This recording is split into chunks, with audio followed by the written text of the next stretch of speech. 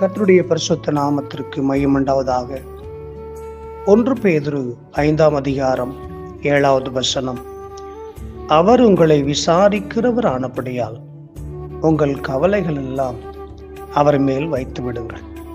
ஆம் தெய்வ பிள்ளைகளே, இந்த சத்தத்தை கேட்க ஒவ்வொருவரையும் கர்த்தர் ஆசீர்வதிப்பார்.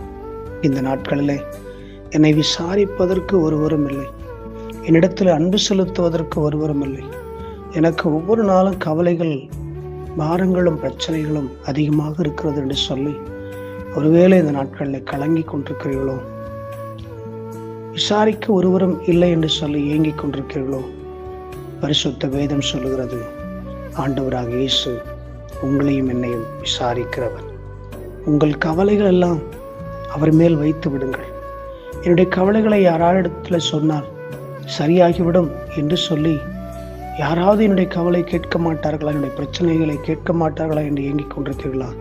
இன்றைக்கு உங்கள் கவலைகளையும் உங்களுடைய பிரச்சனைகளையும் உங்கள் வாழ்க்கையின் சூழ்நிலைகளையும் கேட்பதற்கு ஆண்டவராக இயேசு கிறிஸ்து இருக்கிறார்.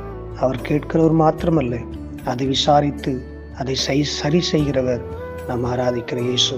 இன்றைக்கு உங்கள் கவலைகள் எல்லாம் இயேசு மேல் வைத்து விடுங்கள். அவரை உங்களை ஆசீர்வதித்து உங்களை பலப்படுத்தி பாதுகாத்து சமாதானத்தினால் நிரப்புவாராக. God bless you. ஆமென்.